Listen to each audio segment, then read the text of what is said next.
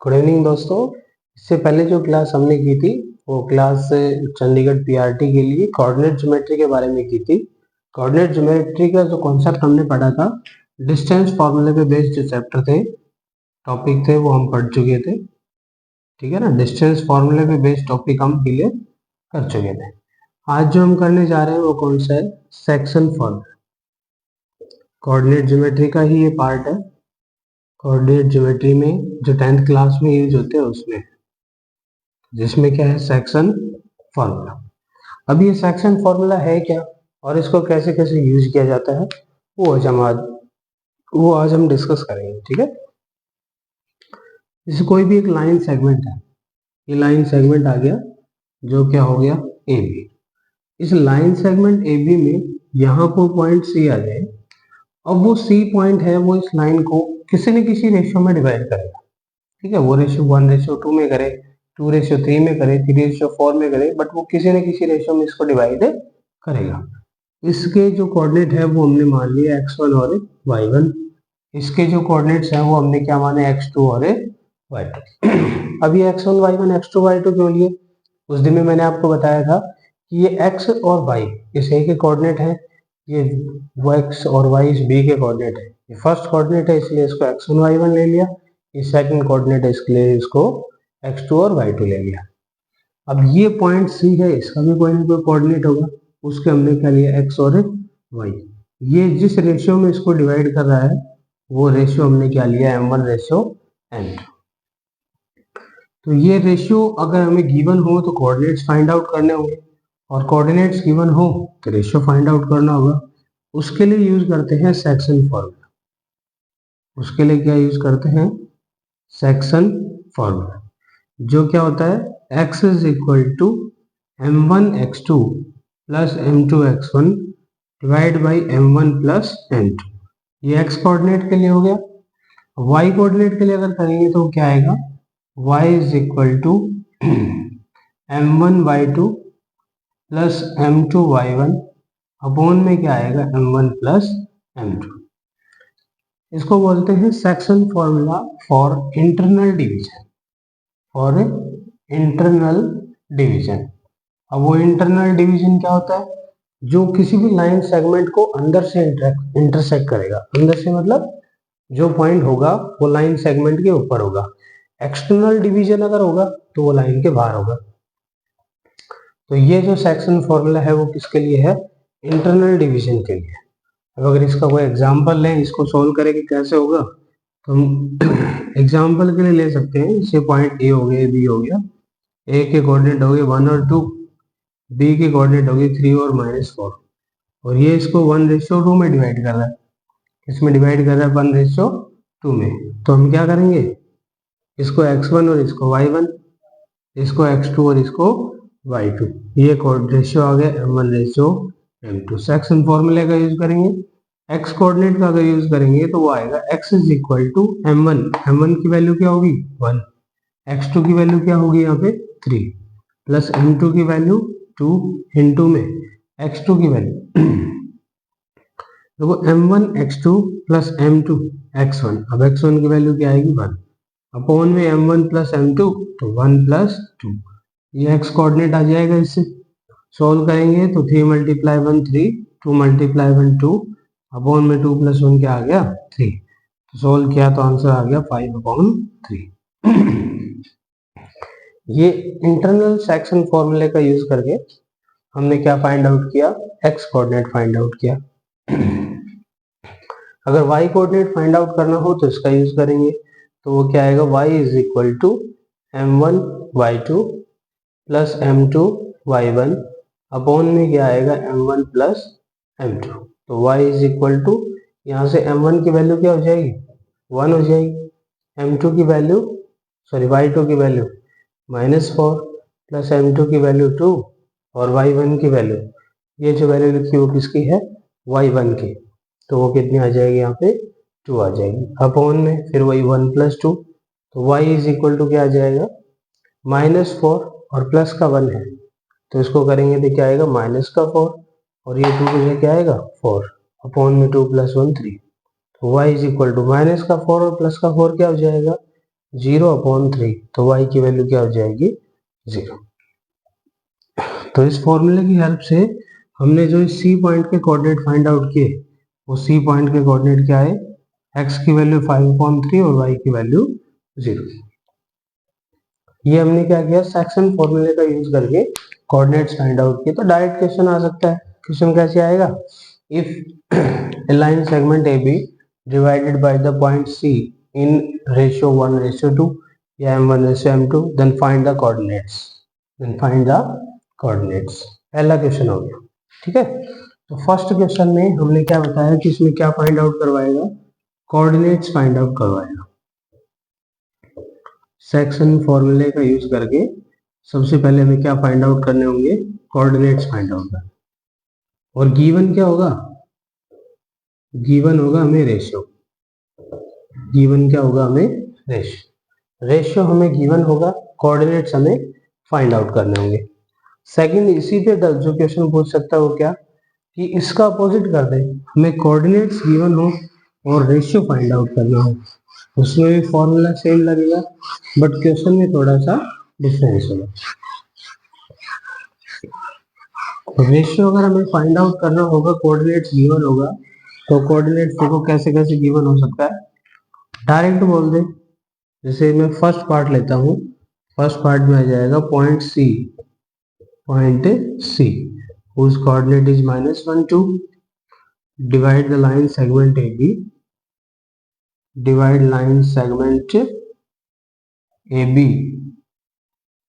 then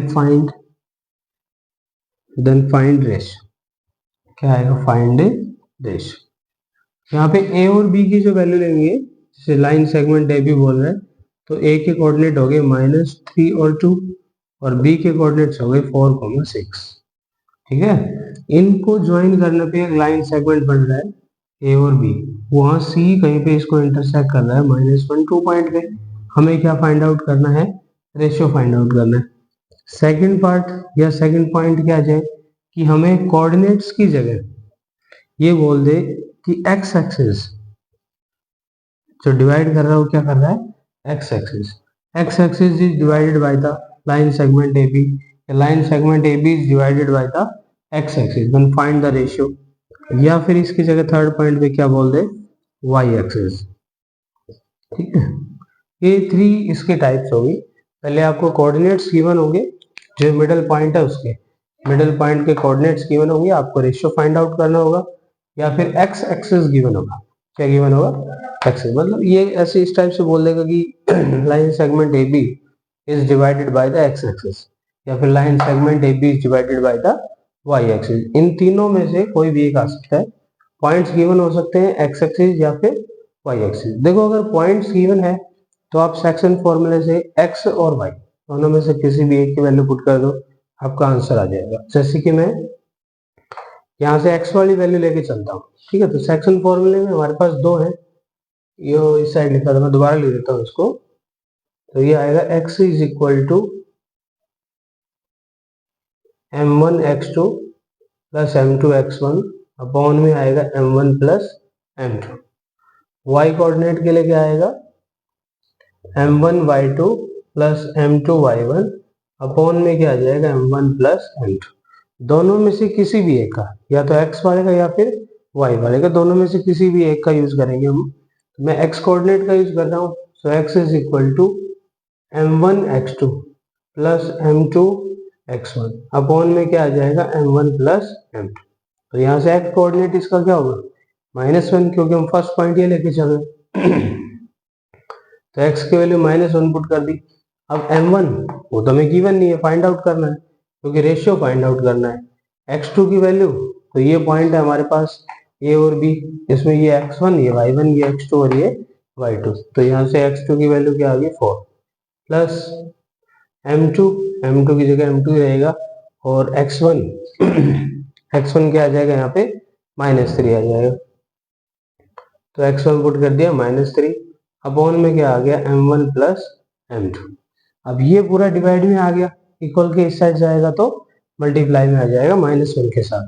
तो जब हम इसको मल्टीप्लाई करेंगे तो ये आएगा -1 m1 plus m2 is equal to यहाँ से आएगा 4m1 और ये प्लस का है इस साइड, ये माइनस का, प्लस माइनस माइनस 3m2। -1 को अंदर मल्टीप्लाई करेंगे, -1 को अंदर मल्टीप्लाई किया तो आ जाएगा माइनस का m1 माइनस का m2, 4m1 माइनस 3m2। ठीक है, अब क्या करें, m1 वाली टर्म एक साइड ले लो और m2 वाली टर्म एक तरफ ले लो।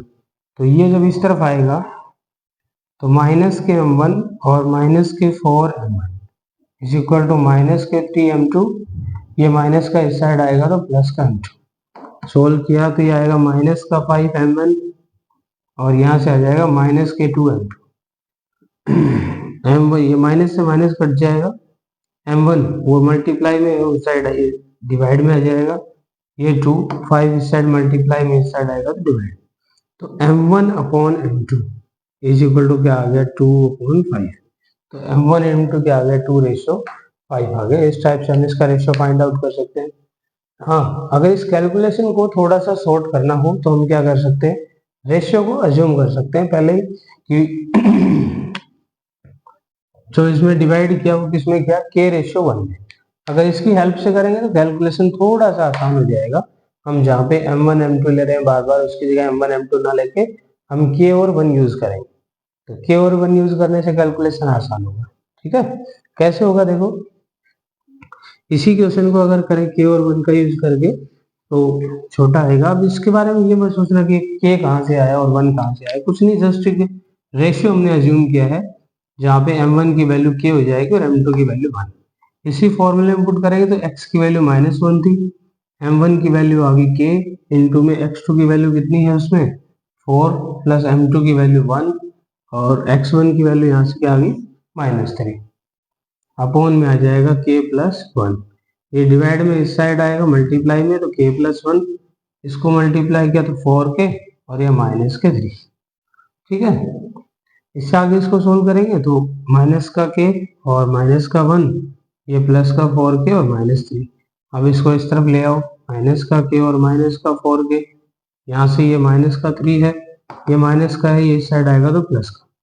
तो माइनस का 5k और माइनस के 2, माइनस से minus cancel, k is equal to 2/5।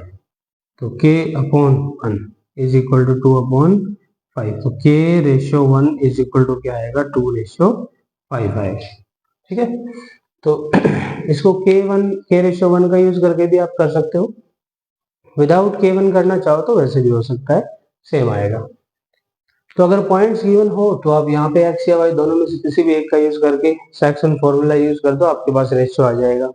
अगर x एक्सिस गिवन हो, क्या गिवन हो, x एक्सिस, तो देखो कैसे करेंगे कि x एक्सिस पे y कोऑर्डिनेट 0 होता है, x एक्सिस पे y कोऑर्डिनेट क्या होगा, 0 होगा। तो हम इस x को छोड़कर y कोऑर्डिनेट वाला फॉर्मूला यूज कर लेंगे, यही सेम सेक्शन फॉर्मूला।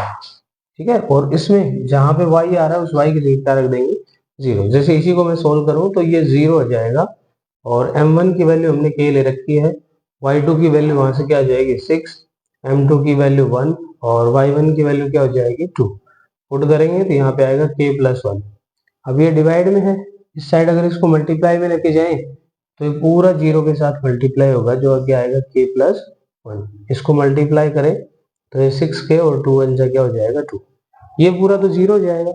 ठीक है, ये प्लस का है, इस साइड आएगा तो माइनस का, तो माइनस का 2 और ये आ जाएगा 6k। अब ये मल्टीप्लाई में इस तरफ आएगा तो डिवाइड, तो -2/6 is equal to k, cut करेंगे तो माइनस का 1/3 आएगा। यहाँ k की वैल्यू नेगेटिव क्यों आ रही है, ये इसलिए आ रही है क्योंकि ये x एक्सिस को डिवाइड नहीं करेगी। एग्जाम में अगर आपको क्वेश्चन गिवन आएगा तो उसमें वैल्यू कभी ये नेगेटिव नहीं आएगी। ठीक है ना, इस पे थोड़ा सा ध्यान देना। नेक्स्ट y एक्सिस के लिए बोल रहा है, तो जब y एक्सिस पे इंटरसेक्ट करेगा तो x कोऑर्डिनेट उसका 0 होगा, x एक्सिस पे इंटरसेक्ट करेगा तो y कोऑर्डिनेट 0 और y एक्सिस पे इंटरसेक्ट करेगा तो x कोऑर्डिनेट 0। ठीक है, उसके यूज करके हम किसका यूज कर लेंगे, सेक्शन फॉर्मूले का, और सेक्शन फॉर्मूले से रेशियो फाइंड आउट कर लेंगे। तो सेक्शन फॉर्मूले से मेनली जो क्वेश्चन बनते हैं वो ये दो ही क्वेश्चन बनते हैं, या तो कोऑर्डिनेट्स गिवन होगा रेशियो फाइंड आउट करना होगा, या फिर रेशियो गिवन होगा हमें क्या फाइंड आउट करना होगा, कोऑर्डिनेट्स। तो जब हमें कोऑर्डिनेट फाइंड आउट करना हो तब तो डायरेक्ट है, कोई दिक्कत है नहीं। रेशियो फाइंड आउट करना हो तो उसके लिए मैंने 3 मेथड बताए, इन तीनों में से किसी एक का यूज होगा। या तो हमें कोऑर्डिनेट्स गिवन होंगे, या फिर वो एक्स एक्सिस के लिए बोलेगा, या किसके लिए बोलेगा, वाई एक्सिस के लिए। ठीक है, आई थिंक आपको समझ आया होगा। ये जो चैप्टर्स हम कर रहे हैं, जो कॉन्सेप्ट मैं बता रहा हूँ, इस कॉन्सेप्ट की आपको पीडीएफ भी अवेलेबल करवाई जाएगी और एक दो दिन में वो तैयार हो जाएगी।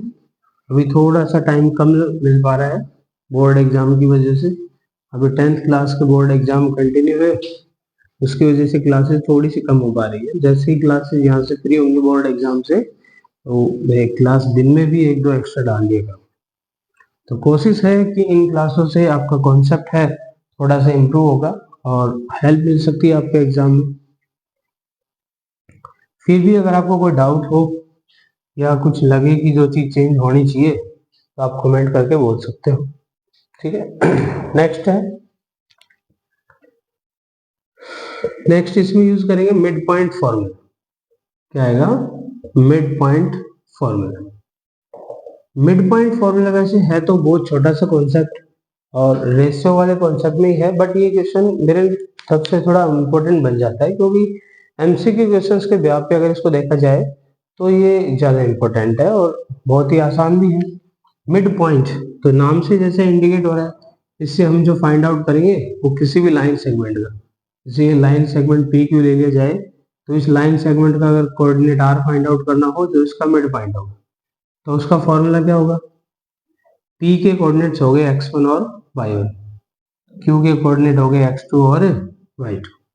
तो मिड पॉइंट फॉर्मूला होता है x is equal to x1 plus x2 divide by 2, और यहाँ से आएगा y is equal to y1 plus y2 divide by 2।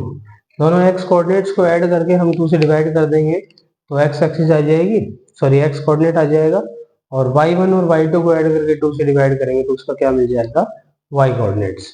अब इस क्वेश्चन का यूज कहाँ कहाँ हो सकता है, एक तो डायरेक्ट क्या फाइंड आउट करने में, मिड पॉइंट्स। डायरेक्ट क्या फाइंड आउट करने में, मिड पॉइंट्स फाइंड आउट करने में इसका यूज किया जा सकता है। सीधा बोले कि find the mid point of the line segment A B P Q R S, जो भी लाइन सेगमेंट आए। दूसरा, centre of circle. Centre of circle, कोई भी सर्कल है, उस सर्कल का जो सेंटर होगा वो उस डायमीटर का मिड पॉइंट होगा। तो डायमीटर्स के दोनों कोऑर्डिनेट्स गिवन होंगे, सर्कल का सेंटर पूछ लेगा, या फिर सर्कल के सेंटर के कोऑर्डिनेट्स गिवन होंगे, डायमीटर के कोई भी एक एंड किया होगा ना और दूसरा पूछ लेगा। तो उसके लिए आपको फॉर्मूला ये यूज करना है मिड पॉइंट्स का जब भी आएगा। जैसे मान लो सर्कल वाले भी बात है, एग्जाम्पल ले तो ये सर्कल हो गया, ये इसकी डायमीटर होगी और ये इसके बीच का क्या हो गया, सेंटर। तो सेंटर के कोऑर्डिनेट तो हो गए एक्स और वाई, इस साइड हो गया x1 और y1, इस तरफ हो गया x2 और y2। तो इन तीनों में से कोई भी हमें एक गिवन होगा और एक फाइंड आउट करना होगा। फॉर एग्जांपल ये आ जाए 1 और 3, यहाँ से आ जाए 2 और 6, हमें फाइंड आउट करना है x2 और y2। तो फॉर्मूला लगा देंगे बस सीधा, x is equal to x1 plus x2 divide by 2। तो x की वैल्यू तो यहाँ से जो आएगी वो 2 हो जाएगी, x1 की वैल्यू 1 और x2 की वैल्यू क्या आ जाएगी, फाइंड आउट करनी है तो कुछ भी नहीं लेंगे, अपॉन में 2। ये इस साइड डिवाइड में, इस साइड आएगा तो मल्टीप्लाई में, तो 2 2 से क्या आएगा, 4 आएगा ना। 2 2 से 4 इक्वल 1 प्लस के x2। अब ये प्लस का इक्वल के इस साइड आएगा तो माइनस का, 4 minus 1 is equal to x2। तो x2 की वैल्यू यहाँ से क्या आएगी, 3 आएगी। सेम इसी मेथड से अगर y कोऑर्डिनेट फाइंड आउट करें तो वो भी सेम ही होगा, y is equal to y1 plus y2 divide by 2। y1 की वैल्यू क्या आएगी, यहाँ पे 3 आएगी। y2 की वैल्यू, हमें फाइंड आउट करनी है। y की वैल्यू गिवन है कितना है, 6, और अपॉन में क्या आएगा 2, डिवाइड में इस साइड आएगा तो मल्टीप्लाई, 6 2 जा 12, 3 प्लस y2। ये प्लस का इस साइड जाएगा तो माइनस का, 12 minus 3 is equal to y2, 12 में 3 माइनस करेंगे क्या आएगा, 9। तो y2 की वैल्यू यहाँ पे क्या आ गई, 9 आ गई। इसी मेथड से हम किसी भी सर्कल का क्या फाइंड आउट कर सकते हैं, सेंटर। और अगर सेंटर गिवन हो तो ये कोऑर्डिनेट फाइंड आउट कर सकते हैं, ये गिवन हो तो इसको फाइंड आउट कर सकते हैं, सेम है। ठीक है, मिड पॉइंट फॉर्मूले पे एक जो क्वेश्चन डिपेंड होता है कि हमें गिवन हो कि कोई पैरेललोग्राम है, ए बी सी डी क्या है, कोई पैरेललोग्राम। उस पैरेललोग्राम के जो कोऑर्डिनेट्स गिवन होंगे उनमें वेरिएबल्स होंगे, जैसे कि x, 1, 2, 3, 3, y और -4, 2। ये जो चार कोऑर्डिनेट्स हैं ये किसी पैरेललोग्राम के कोऑर्डिनेट है। इसके कोऑर्डिनेट्स हैं पैरेललोग्राम के। हमें किसकी वैल्यू फाइंड आउट करनी है, x और y की। तो देखो कैसे करेंगे, ये आ जाएगा a, b, c और d। ये कोई पैरेललोग्राम हो गया। कोऑर्डिनेट ज्योमेट्री में जब आप किसी पैरेललोग्राम को चेक करो या इस टाइप से डायग्राम बनाओ तो आपको ये ध्यान रखना है कि ये जो पॉइंट्स है वो कंटिन्यू इसी सीक्वेंस में हो। अगर इनके सीक्वेंस को आप चेंज कर दोगे तो वो गलत हो जाएगा, आंसर नहीं आएगा उसका, ठीक है ना। सीक्वेंस जैसे ये स्टार्टिंग से आप कहाँ से ले सकते हो, ए को यहाँ यहाँ इस पॉइंट से रख सकते हो, तो ए बी सी और डी हो जाएगा। इस पे रखोगे तो ए बी सी और डी, इस साइड चलोगे तो ए बी सी और डी। बट क्या नहीं करना, ऐसे नहीं करना कि ए बी फिर सी फिर डी, ऐसे नहीं करना ना, एक सीक्वेंस में रखना है, कंटिन्यू चलना है। तो इसमें ए का कोऑर्डिनेट आ जाएगा क्या है, x, 1, बी के कोऑर्डिनेट क्या आ गया 2, 3, सी का कोऑर्डिनेट क्या आ गया 3, y और डी के कोऑर्डिनेट्स क्या हो गए -4, 2। हमें x और y की वैल्यू फाइंड आउट करनी है, तो कैसे करेंगे, इसमें डिस्टेंस फॉर्मूला अप्लाई नहीं होगा ना, क्योंकि सबसे पहले जो पैरेललोग्राम में हमें चीज याद आती है कि A B C D is a parallelogram. तो हम यही बोलते हैं कि ए बी सी डी अगर पैरेललोग्राम है तो उसमें अपोजिट साइड इक्वल है, अपोजिट साइड इक्वल है तो डिस्टेंस फॉर्मूले का यूज करेंगे। बट उससे नहीं आएगा ये, यहाँ पे पैरेललोग्राम का एक कॉन्सेप्ट और होता है, और वो क्या होता है, if two parallelograms intersect each other then their diagonals are bisect each other. अगर किसी पैरेललोग्राम में दो डायगोनल्स ड्रॉ किए जाएं तो दोनों डायगोनल एक दूसरे को क्या करेंगे, बाइसेक्ट करेंगे। अब बाइसेक्ट का मतलब क्या हो गया, ओ इज मिड पॉइंट ना। AC अगर BD को डायगोनल कर रहा है तो O मिड पॉइंट होगा किसका, AC का, और O मिड पॉइंट होगा किसका, BD का। तो दोनों से डायगोनल AC और BD दोनों का यूज करके हम इसका मिड पॉइंट फाइंड आउट कर लेंगे। AC डायगोनल का यूज करेंगे, ठीक है।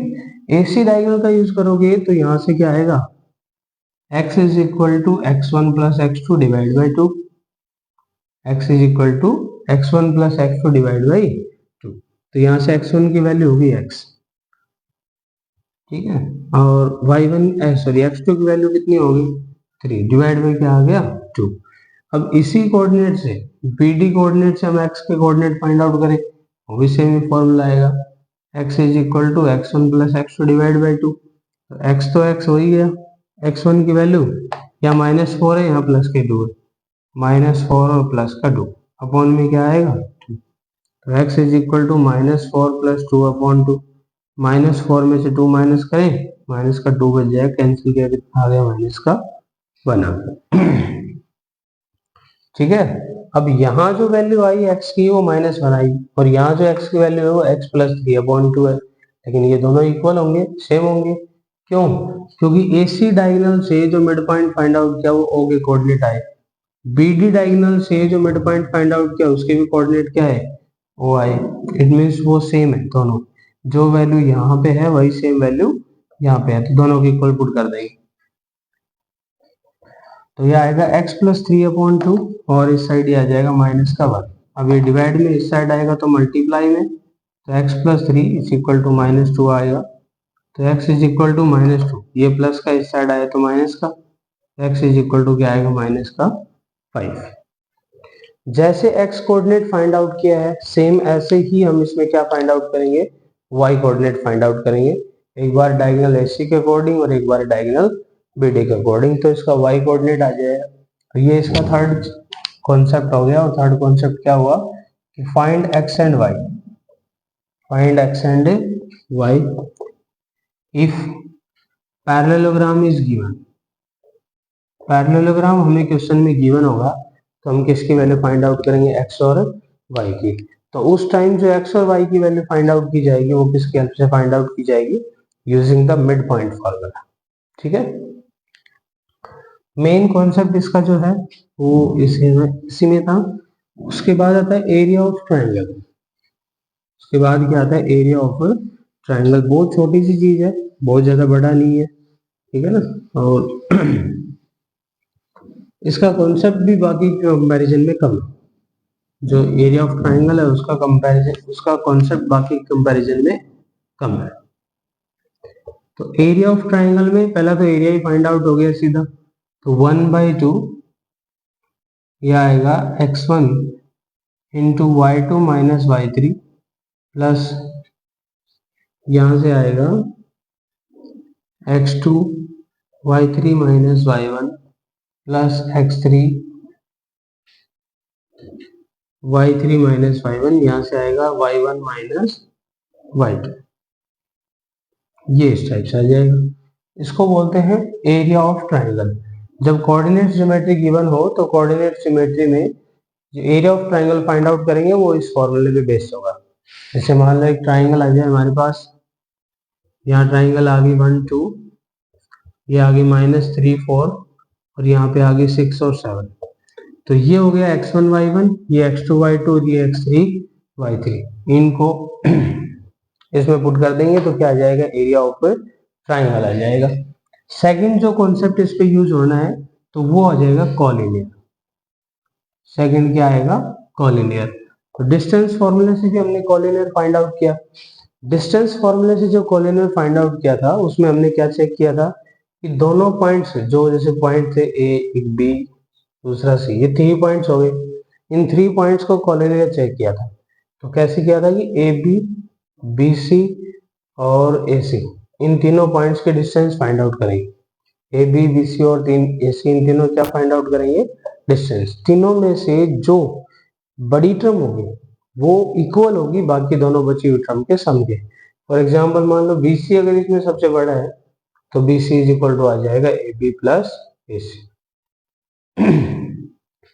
ये होता था किसमें, डिस्टेंस फॉर्मूला में। बट मैंने आपको बताया था कि कॉलिनियर का मीनिंग क्या होता है। जैसे एक पॉइंट ए हो गया, ये पॉइंट बी हो गया, ये पॉइंट सी, ये तीनों एक ही लाइन में आ सकते हैं। अगर आ सकते हैं तो कॉलिनियर है और नहीं आ सकते तो कॉलिनियर नहीं है। लेकिन अगर इस टाइप से होंगे तो पॉइंट्स कॉलिनियर नहीं होगा। देखो इसको इससे मिलाया तब भी तीनों एक साथ नहीं आए, इसको इससे मिलाया तब भी तीनों एक साथ नहीं आए, इसको इससे मिलाया तब भी तीनों एक साथ नहीं आए। तो अगर ये एक साथ एक ही लाइन में नहीं आएंगे मतलब ये कॉलिनियर नहीं है, नॉन कॉलिनियर पॉइंट्स है। तो नॉन कॉलिनियर पॉइंट्स को मीट करने पे जो शेप बनती है वो कैसी बनती है, एरिया सॉरी ट्राइंगल बनती है। जो शेप बनती है वो कैसी बनती है, ट्राइंगल। तो हम यहाँ पे क्या कर ले डायरेक्ट कि एरिया ऑफ ट्राइंगल यूज कर लें। अगर एरिया ऑफ ट्राइंगल यहाँ पे गिवन है, सॉरी एरिया ऑफ ट्राइंगल का फॉर्मूला हम यूज कर लेंगे। अगर उस ट्राइंगल का एरिया कुछ भी आ जाए, कुछ भी मतलब जैसे 2 3 4 5 कुछ भी आंसर आ जाए, डिजिट में आ जाए, तो हम लिखेंगे कि भाई वो कॉलिनियर नहीं है। और अगर तीनों के बीच का जो एरिया है वो 0 आ जाए तो हम लिखेंगे वो कॉलिनियर है। सिंपल सा कॉन्सेप्ट है। ये 3 पॉइंट्स है, ये ए, ये बी और ये सी। अब ये तीनों एक ही लाइन में है तो ये कॉलिनियर है। ए बी सी पॉइंट अगर तीनों एक ही लाइन में है तो ये क्या है, कॉलिनियर। कॉलिनियर है तो इनमें जो ट्राइंगल ए बी सी का एरिया आएगा वो इक्वल में क्या आएगा, 0 आएगा। ठीक है ना। तो कंडीशन क्या हो गई सीधी सीधी कि if area of triangle is equal to 0 then the points are collinear. If area of triangle is 0, अगर किसी ट्राइंगल का एरिया 0 हो जाएगा तो उसके जो पॉइंट्स रहेंगे वो क्या रहेंगे, कॉलिनियर होंगे। और अगर उसका एरिया ऑफ ट्राइंगल का 0 नहीं होगा तो उसके पॉइंट्स है वो कॉलिनियर नहीं होंगे। उसके बाद जो बचता है इसमें फाइंड वैल्यू ऑफ के, मतलब हमें क्वेश्चन में पहले से दे देगा कि जो गिवन पॉइंट्स है वो कॉलिनियर हैं, अब के की वैल्यू फाइंड आउट करो। उसमें भी सेम मेथड, हम एरिया ऑफ ट्राइंगल लगाएंगे, इक्वल में 0 पुट कर देंगे, ठीक है, के की वैल्यू आ जाएगी। फॉर एग्जांपल जैसे इसमें बोल दे कि ट्राइंगल पी क्यू आर है, ये ट्राइंगल पी क्यू आर है, इसमें हमें के की वैल्यू फाइंड आउट करनी है। पी के कोऑर्डिनेट है 2,5, क्यू के कोऑर्डिनेट है 3,x और आर के कोऑर्डिनेट है 1,4। ठीक है। तो अब इन तीनों से हमें ये गिवन है कि पी क्यू आर है वो कॉलिनियर पॉइंट्स, कॉलिनियर पॉइंट है तो इनका जो ट्राइंगल का एरिया होगा वो इक्वल में क्या आएगा, 0 आएगा। तो यहाँ से 1/2 x1 की वैल्यू, देखो इसको मान लो x1, ये सॉरी ये x1, ये y1, ये x2 और ये y2, ये x3 और ये y3। यहाँ पुट करेंगे तो x1 की वैल्यू 2, y2 की वैल्यू x माइनस y3 की वैल्यू 4। फिर यहाँ पे प्लस x2 की वैल्यू क्या आएगी, 3 आएगी, y3 की वैल्यू 4 आएगी, माइनस y1 की वैल्यू 5 आएगी, प्लस x3 की वैल्यू क्या होगी, x3 की वैल्यू होगी 1, और y1 की वैल्यू यहाँ से कितनी होगी 5, माइनस y2 की वैल्यू क्या होगी ये x, और पूरे के इक्वल में क्या आएगा 0। पूरे के इक्वल में 0 क्यों आया, क्योंकि हमें क्वेश्चन में गिवन है कि पी क्यू आर है वो एक कॉलिनियर पॉइंट्स है, कॉलिनियर पॉइंट्स है, तो वहां पे इक्वल में क्या आएगा 0 आएगा। अब इसको सोल्व करें तो पहले इस 2 को अंदर मल्टीप्लाई कर दें, ये 2x माइनस में 2 4 जा 8, इसको मल्टीप्लाई करेंगे 3 4 जा 12, प्लस माइनस माइनस 3 5 जा 15, और ये आ जाएगा 5 माइनस x, पूरे के इक्वल में क्या आ जाएगा 0।